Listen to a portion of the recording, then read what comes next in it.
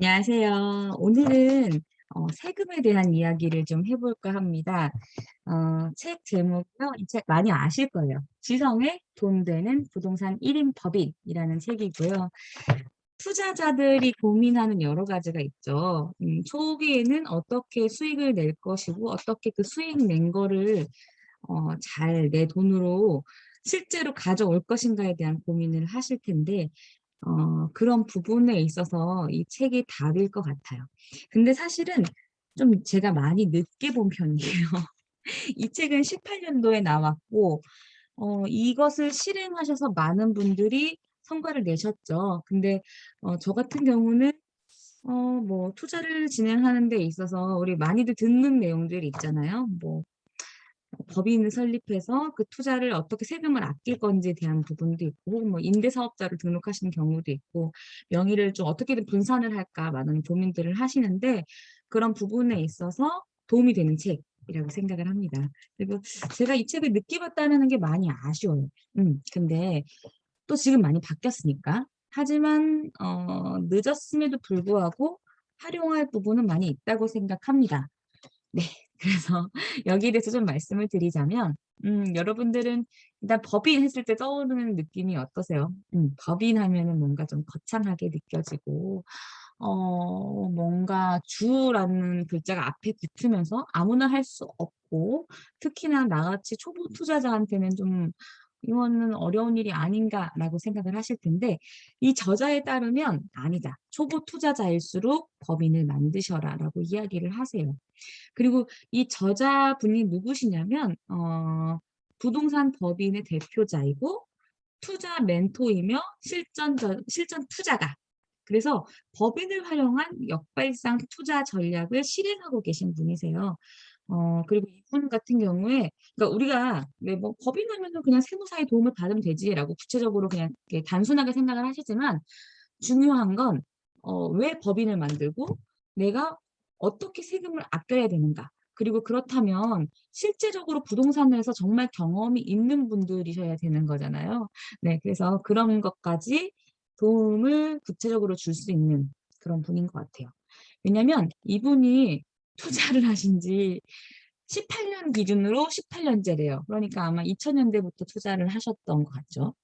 그때 20대 때 20대셨다고 하니까 저랑 연배가 뭐 크게 다르지 않을 것 같아요. 근데 그런 분이 인제 18년 동안 급등과 추락기를 경험을 하신 거예요.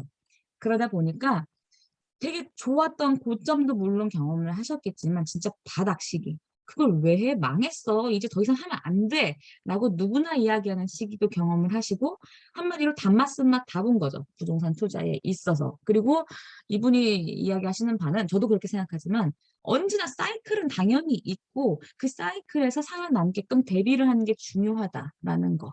네. 그래서 더더군다나 법인을 설립해야 된다라고 이분은 이야기하고 계세요. 그 바닥 시기가, 본인이 경험한 바닥 시기는 2010 년에서 12년 사이였대요. 이때 사람들의 말은 "아 집 사는 건 진짜 바보야."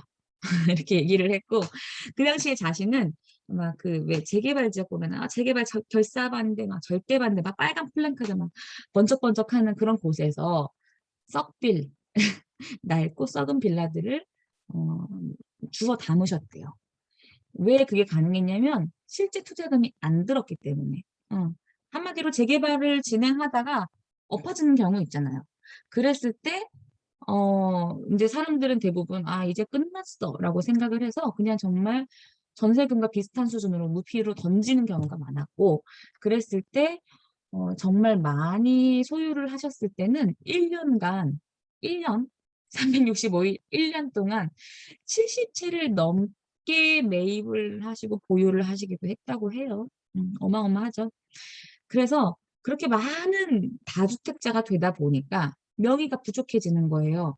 왜 그러냐면, 왜 명의를 분산하려고 노력했냐면 일단 대출이 안 나오니까. 그래서 이분 예로 들었던 게, 본인이 인제 경매에서 법원 경매를 통해서 인제 잔금을 내잖아요. 잔금을 낼 때 일단 대출을 받고 다 수리를 하고 전세를 들여서 전세 보증금으로다가 대출을 상환하는 식의 투자를 많이 했는데, 매주 낙찰을 받다 보니까 그 대출을 다 상환하는 자체가 굉장히 어려워지는 거죠. 그러니까 어떤 날은 하루에 단 하루에 물건이 7개가 모두 낙찰이 되는 경우도 있었고, 그랬을 때 다른 사람들은 "아 제발 낙찰하게 해 주세요."라고 기도했지만 자기는 "아 제발 낙찰받지 않게 해 주세요."라고 기도를 했다고 해요. 근데 운이 나쁘게도 다 낙찰이 됐다. 그래서 그 대출 문제 해결하는데 진짜 죽는 줄 알았다. 뭐 이런 얘기도 있고요. 음. 그래서 인제 세금, 대출, 명의 이 문제를 어떻게 해결하는가라고 아주 구체적으로 고민을 하면서 1인 법인 설립하는 거를 본인이 하시게 된 거예요. 그 당시만 해도 이것이 보편적이지 않고 잘 알려주는 사람이 없었기 때문에 세무사, 세무공무원을 찾아가서 직접 문의하는 수밖에 없었대요. 그러면서 인제 알게 된 그 법인의 유익한 점들, 투자자로서 왜 법인을 해야 되는가에 대해서 얘기를 하고 있는데요. 대체적으로 한 4 가지 정도의 유익한 점이 있어요. 일단은 명의. 예를 들면 요즘에 뭐 이렇게 어떤 물건을 가져도 그거를 부부 공동 명의로 나눈다거나 아니면은 뭐 토지 같은 경우에도 이렇게 좀 의견이 맞는 투자자들이 같이 분산을 한다거나 하잖아요.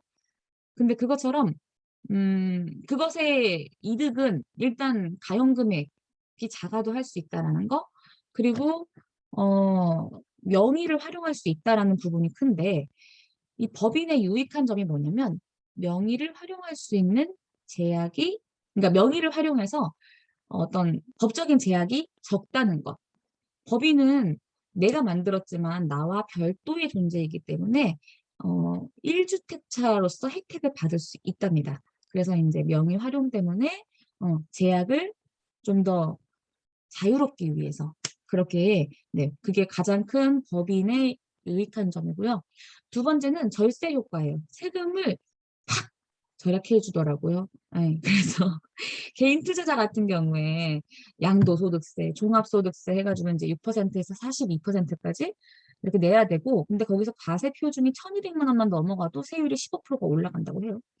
그런데 법인 투자자 같은 경우는 법인세가 10 에서 25%, 그러니까 그냥 얼핏 보기에는 법인 투자가 더 높은 것 같죠. 하지만 소득이 많아질수록 세율이 낮아진다고 해요.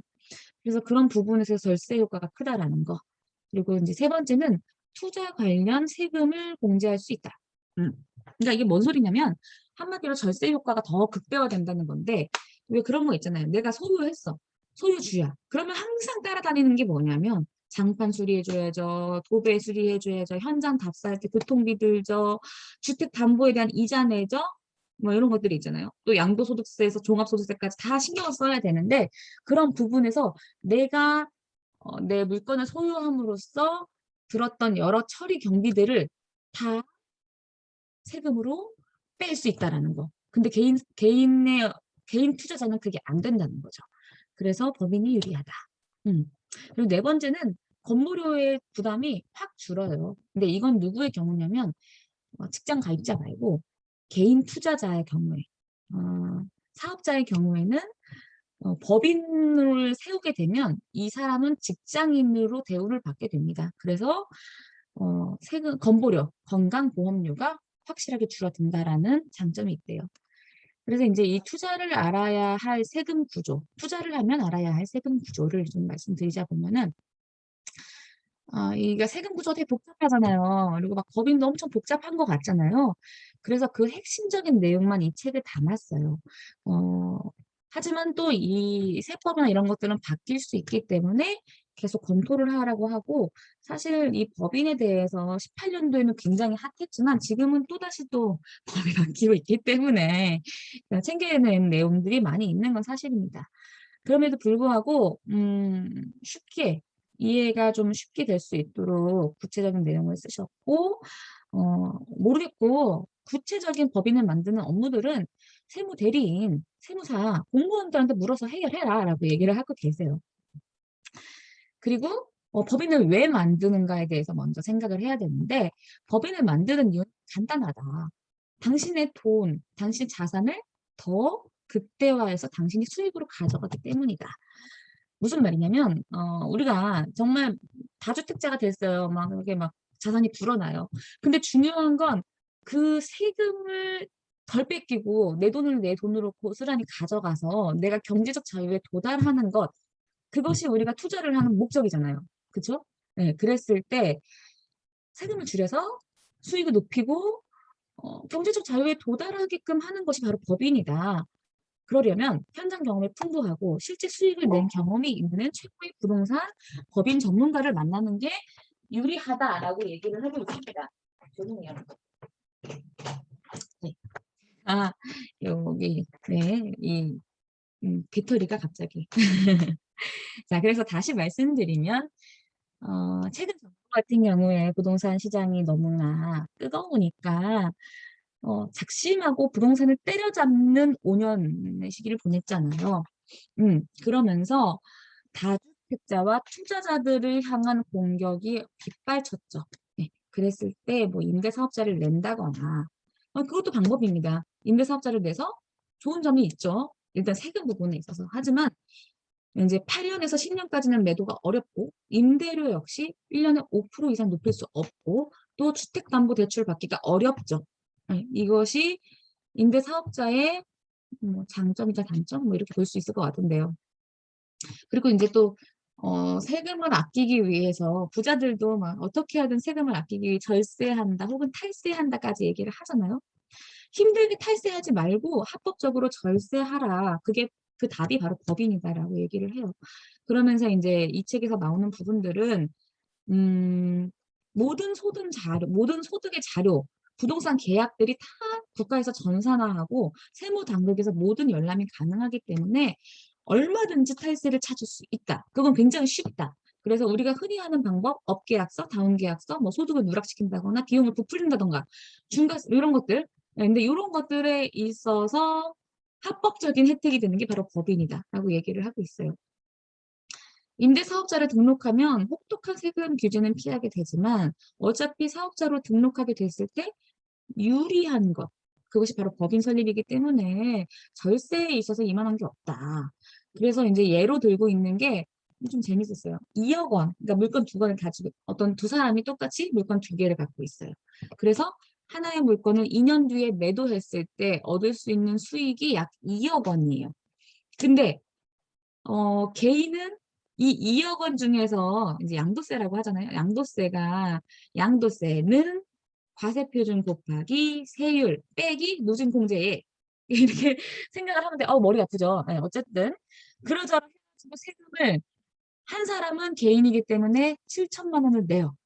내가 2억을 벌었는데 그중에 3분의 1이 세금이야. 뭐 국가 좋은 일을 하고 나는 애국자니까 좋을 수 있죠. 하지만 법인을 세웠을 때 어, 이러저러 해서 3,610만 원 정도로 세금이 확 줄어요. 2억 원에서 3,600만 원만 빼고 나머지는 내 수익으로 가져올 수 있는 거예요. 괜찮죠? 근데 여기서 만약에 필요 경비로 막 이러저러한 투자자로서 막 필요 경비가 많이 들었고 그래서 한 1억 원 정도가 뭐 다른 투자랑 같이 해가지고 뭐 1억 원 정도가 필요 경비로 들었다? 그러면은 그거 공제하고 남은 세금은 약 710만 원 정도. 그러니까 2억 원 수익에서 1,000만 원도 안 되는 710만 원 정도만 내고 나머지 차익이 다 내 거가 되는 거예요. 놀랍지 않나요? 네. 그래서 진짜 배우고 알고 내가 모르겠으면은 참 아는 사람들한테 묻어가야 되는 게 참 답이 아닌가. 저는 이제 알아서 저도 사실 이게 지금 제가 본 내용까지만 아침에 간단하게 본 내용까지만 말씀드리는데 진짜 이렇게 뭐랄까 경험이 많은 사람들 옆에서 계속 알아가는 게 참 중요하겠다. 그리고 투자자로서 중요한 것은 대책을 세우는 거죠, 한마디로. 대책을 세우고 아주 구체적으로 나한테 어떻게 내가 경제적 자유를 구체적으로 얻을 수 있는가에 대해서 많이 연구를 해야 되겠다라고 다시 한번 생각을 해보게 됩니다. 네. 부동산 규제 시대 해법은 따로 있었다라고 이 책에서 이야기하고 있어요. 궁금하신 분들은 더 찾아서 살펴보시면 좋을 것 같습니다. 네, 여기까지 할게요.